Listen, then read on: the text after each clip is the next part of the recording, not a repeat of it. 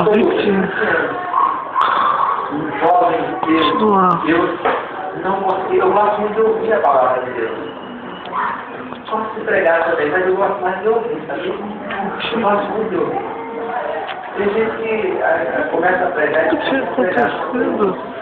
meu coração, a minha esposa está dizendo, eu quero. Nós temos isso no nosso coração. A responsabilidade é tão grande de entregar, não é, meu amor? A gente sempre fala sobre isso. Ai, eu não posso dizer não, mas ao mesmo tempo dá uma frustração, sabe? Quando eu cheguei aqui para o projeto, a gente aceita as orações fora, mas toda vez eu sinto isso. E você quer ver, para mim, onde é mais difícil pregar, sabe onde é mais difícil pregar? Eu toda vez que vou no banheiro, quando chega dentro, eu convido o pregador, chega na minha igreja e o pregador não vem.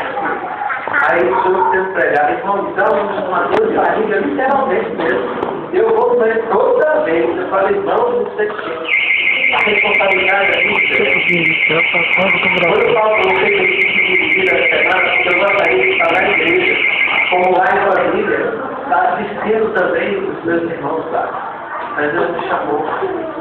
Espero em Deus que a mensagem ela tem que para fortalecer para o crescimento da igreja. Ao contrário, eu estava muito frustrado, porque eu não fui útil aqui e isso me ensina na igreja.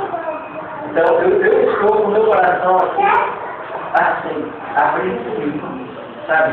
Porque essa condição de missão e a responsabilidade que nós temos aqui. Mas vamos ver o que Deus quer falar conosco dentro da sua palavra. Vamos orar primeiro, vamos para que a gente compreenda.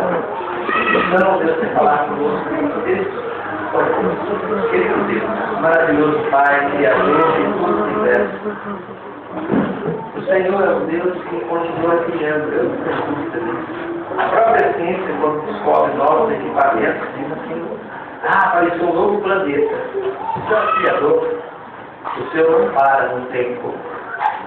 E como maravilhoso será o tempo que nós podemos estar diante de Ti e conhecer. Com a nossa mente tão pequenininha, é impossível compreender a dimensão e a grandeza do Senhor. E dessa mesma forma, a Tua palavra está aberta. E nós queremos tirar lições da Tua palavra. Mas não sabemos como.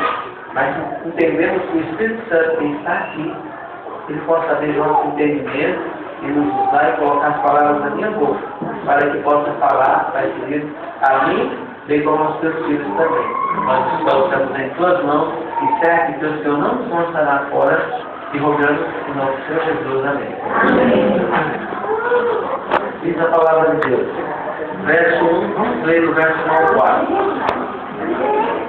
João capítulo 4, dos versos 1 ao 4.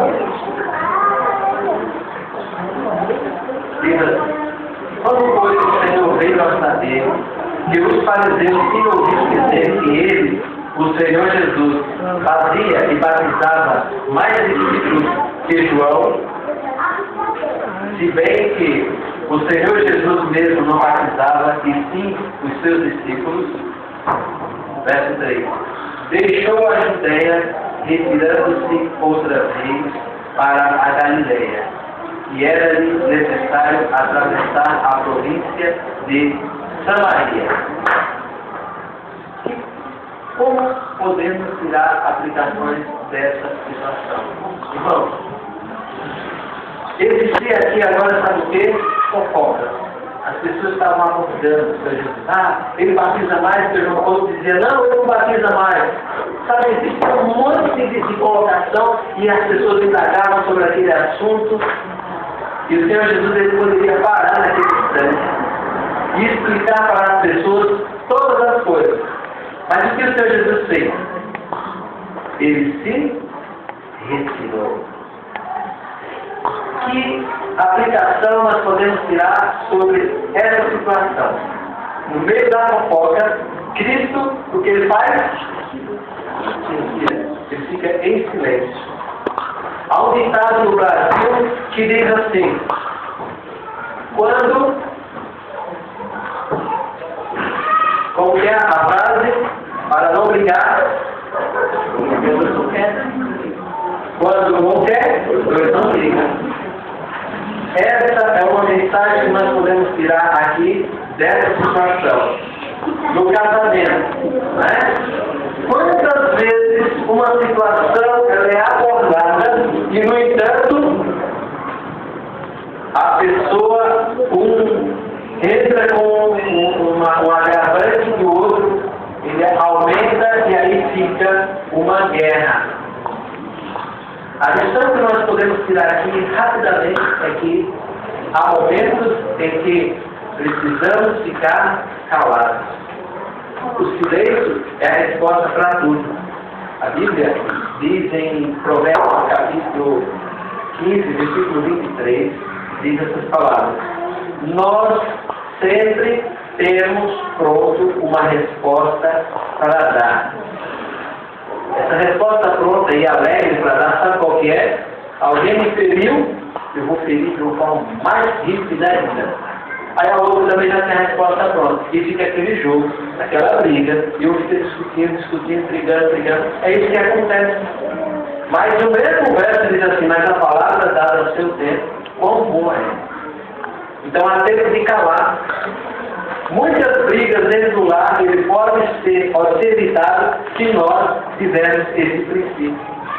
Primeira lição desse assunto. Que outra lição nós podemos tirar aqui desse contexto? Segunda lição. Quando a pessoa estava na Judéia e ia para o outro lado, tinha que passar por onde? Por Samaria. O que acontecia? Para ir para Samaria, você pegava uma linha reta, chegaria rápido. Os judeus, sabe o que eles faziam para não passar por Samaria?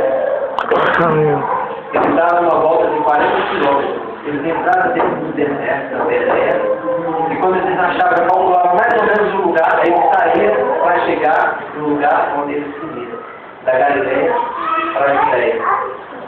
Eles andavam 40 quilômetros. Só que naquela época, irmãos, não tinha carro. Eles tinham que ir andando a pé. Ou a cavalo. Ou a cavalo, né? Ou a camelo, né? Mas era muito difícil isso aí na época, né? Poder aquisitivo, né? Se você ter um cavalo, um camelo, tem que ter muito dinheiro, né? Então não era todo. Havia uma dificuldade muito grande de acesso. As pessoas iam, na maioria das vezes, iam a pé. Por que eles faziam isso? Porque eles não queriam passar por meio de um povo que era da linhagem deles, que se uniu com povos pagãos, e por sua vez adotaram princípios pagãos, e isso fazia com que eles não se aproximassem mais. Era essa a situação. Eles davam uma volta de 40 quilômetros para poder chegar até o alto que eles queriam. A Judéia para a Galileia. Irmãos, diante dessa trajetória, Cristo não fez isso. Ele foi por Samaria. Ele pegou uma linha reta. Por que Cristo pegou em linha reta? Porque Cristo é assim. Ele entra na vida das pessoas que ele sabe que as pessoas precisam e elas são dispostas. Aquela mulher samaritana era uma mulher que passava por um processo difícil na sua vida. Era uma pessoa enferma. Ela tinha suas dificuldades. E muitas vezes nós, às vezes, julgamos as pessoas por uma atitude que as pessoas tomaram. Aquela mulher, ela teve 5 maridos. O Senhor Jesus disse: tivesse 5 maridos, o que você tem agora não é seu. Podemos analisar a situação daquela mulher quando ela casou a primeira vez. Quando ela casou a primeira vez, ela casou para ser feliz. Ela teve essa mulher, que foi uma mulher normal, como todas as pessoas, com um bebê, teve sua família, cresceu, teve sonhos, investiu no sonho do casamento. E o seu casamento primeiro não deu certo. Ela tentou a segunda vez. tentou a terceira vez, a quarta vez e a quinta vez. Não deu certo. Chega na quinta vez, aquela mulher, a Bíblia não dá muita menção a respeito. Mas quando chega na quinta vez, ela já disse casamento. Agora para ela tanto faz. Está com um, casado, com viúvo, com solteiro. Ela começou a viver uma vida dissoluta. A vida dela passou a ter, não tem mais sentido.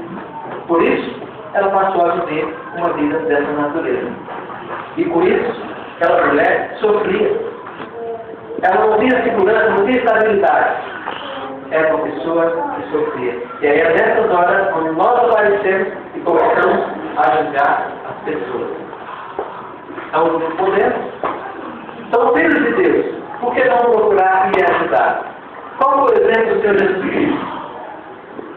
Perceba uma coisa, que todas as pessoas que têm problemas, há alguma coisa comum que ela tem conosco. O que foi comum para essa mulher para com o Senhor Jesus? Estava faltando água para ela. Ela foi buscar água. Cristo também estava sem água. Quando ele se encontra e Cristo se dirige e começa a falar para ela, ela diz, como sendo um judeu e homem, vem falar comigo, sou samaritano, como pode isso? Eu sei, Jesus começa a discorrer e falar com ela. E ainda diz, eu tenho água que você precisa. Quando aquela mulher escuta aquilo, já parou para pensar, então, se ele vai me dar água, eu não vou precisar mais, então eu tenho tudo. Com ele agora eu tenho tudo. Essa é a essência da mensagem. Aquela mulher, Cristo diz para ela, eu tenho a resposta para você, para todas as coisas. Eu vou te ajudar. Quantas famílias têm problemas aqui, às vezes, com o filho que é drogado, esposa que provavelmente, às vezes, o marido tem um tipo de vício, o filho tem algum vício. Cristo é a solução. Em uma das pessoas que eu dou testemunho aqui para vocês, que nós ajudamos, depois aquela pessoa nos deu aquela punhalada e nós ajudamos aquela pessoa novamente, essa pessoa se restabeleceu. Uma das coisas que essa outra pessoa tem também, ela tem um problema sério, é o usuário, e ela necessita.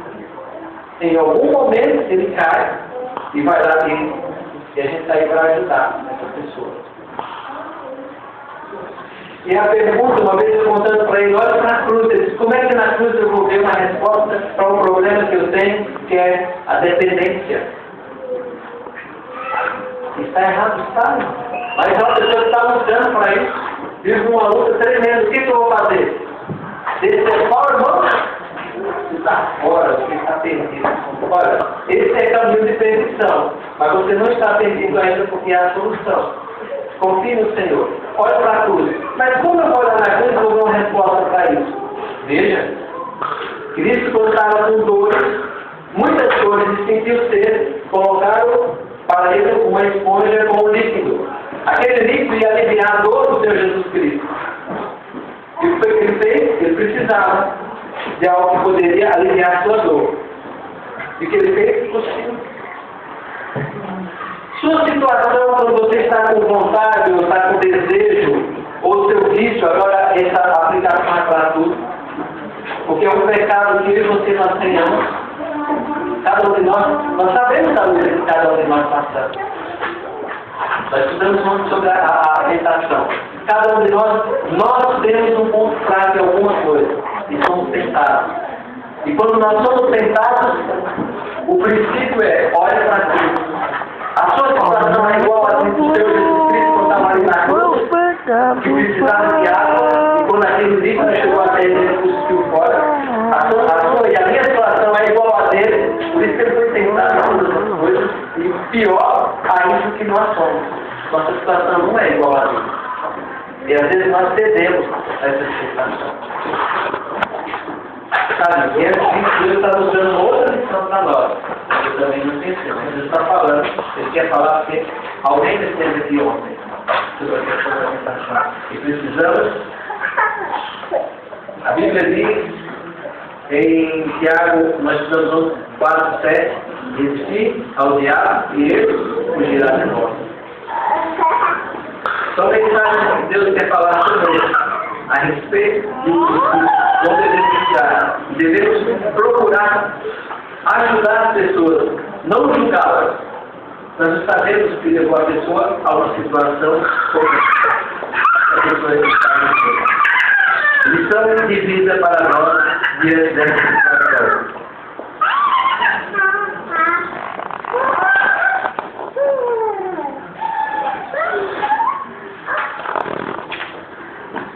Agora, nós podemos ver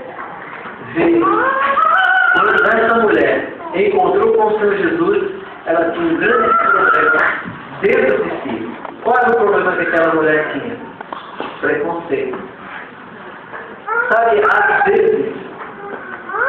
vezes, nós temos um problema e dizemos que as pessoas que têm preconceito, na verdade, somos nós mesmos que temos preconceito.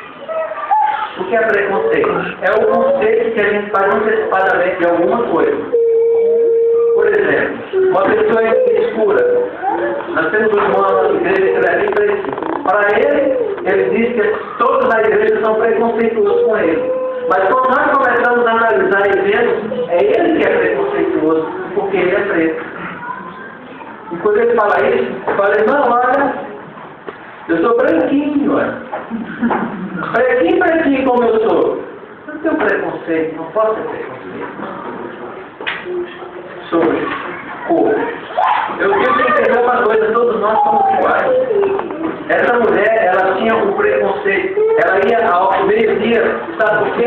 Porque ela como a sexualidade, e ela também fazia o preconceito sobre o quê? Então eu vou no outro horário, que é para não poder estar com ninguém.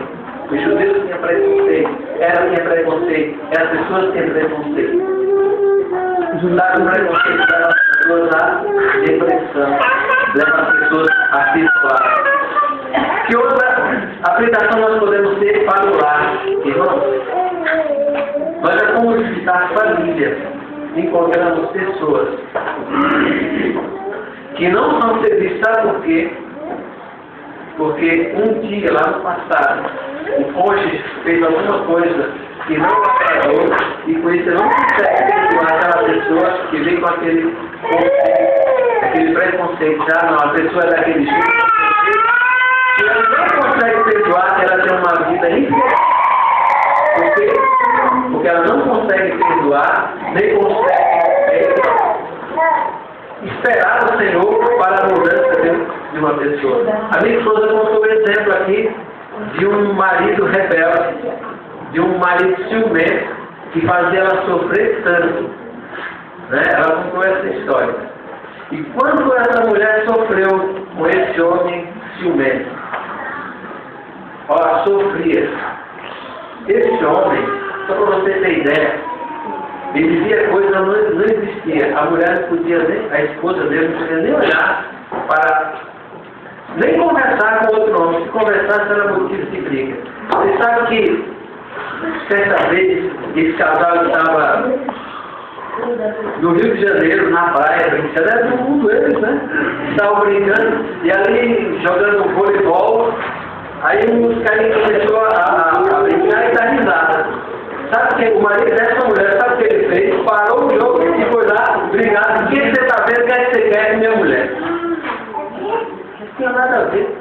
Mas a cabeça do doente era que estava aprontando alguma. Sabe? E imagine essa mulher viver com um homem dessa forma. Ela podia sair para o lugar sozinha, porque o homem já imaginava coisa e era terrível. Mas até que um dia, depois de muitas orações, aí eu falo com vocês, orações, pessoas da igreja oravam por esse casal, família dela, outras pessoas, pediam oração, fez a diferença. E Deus alcançou aquela família. Alcançou aquela família e, pela graça de Deus, aquele homem novo, e também ele sofria, sabe por quê? Uma pessoa que é ciumenta, ela sofre muito, porque ela não consegue ter paz. Porque, por ela ter um rendimento de concessão de direito da outra pessoa, o que ela faz? Ela, ao todo tempo, está pensando, onde é que ela está? Com quem ela está? Será que a pessoa vive feliz? Mas quando essa família ensinou o Senhor Jesus Cristo, sabe o que aconteceu? Aquele homem foi liberto. E aquela mulher sentiu uma alegria, uma felicidade tremenda. Ela sentiu livre. E aquele homem também passou ela sentiu alegria, prazer em viver. Pois é, esse homem sou eu. Pela graça de Deus, como Cristo pode restaurar a nossa vida? Basta que as pessoas permitam. Mas basta que nós também façamos nossa parte, orar por essas pessoas. É um processo lento,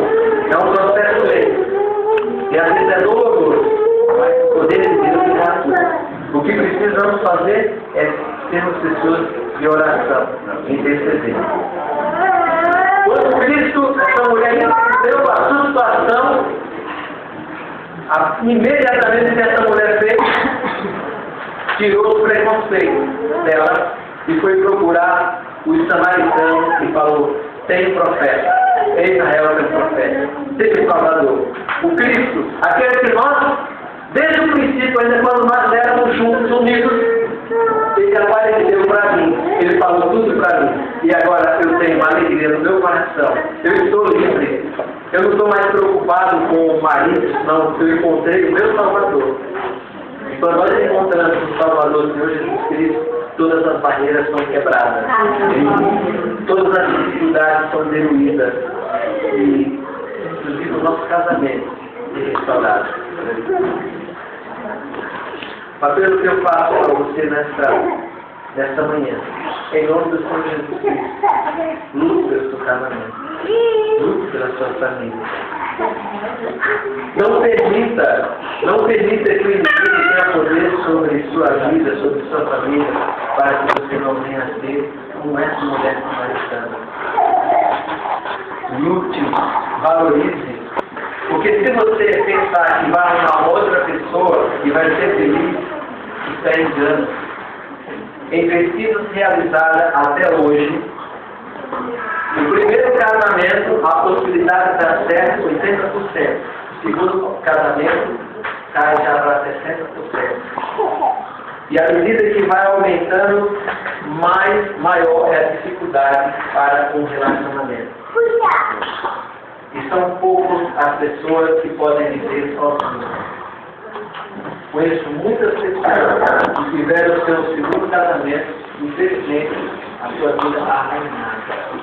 Conheço casos de pessoas que eram obreiros da igreja, homens de Deus que pregavam, não só não, mas que se casaram a segunda vez e tiveram uma vida infeliz. E é infeliz até hoje, porque não lutaram para salvar o seu casamento. Eu li um texto aqui de Ellen White, que ela diz assim: mesmo que uma mulher ou um homem case por si oficialmente entre os homens, legalmente, perante Deus, eles continuam sendo marido e mulher. Deus juntou, não separou. Lute pela sua família, ame a sua família. Sabe, ainda que seja o meio de uma traição, perdoe. É difícil, mas perdoe. Deus te dá liberdade para você construir outra família nesse caso. Mas o apelo primeiro de Deus é que você perdoe. Só se tiver jeito de perdoar. Se não houve nada disso na sua vida, você está querendo separar por si. De compatibilidade, por alguma coisa feita de mau jeito. Pelo amor de Deus. Nem violência. Olha a necessidade. Precisamos aprender a amar as pessoas, respeitar as pessoas e ajudar as pessoas. Não julgar as pessoas. Porque quando nós julgamos, nós estamos julgados também. Pastor Galdino era um homem um pastor que a gente tem muita amizade, é difícil não ter amizade com a pessoa. Eu lembro que eu dizia assim, meu irmão, eu prefiro errar pela misericórdia do que pela justiça. Porque quando a gente erra pela justiça, a justiça pesa também por nós. Se você errar pela misericórdia, é mais fácil pela misericórdia também receber misericórdia. Então, antes de julgar, antes de falar qualquer coisa, de brigar, de discutir, procure entender as pessoas, procure amar as pessoas, procure respeitar as pessoas. Afinal de contas, esse ser é o Filho de Deus. Por isso a oração, Pai, irmãos, somos filhos de Deus, devemos amar as pessoas, assim como Cristo se amou como pessoa, como Deus e como pessoa humana também, por amor a Jesus. Que Deus nos abençoe e possamos andar no poder de Deus.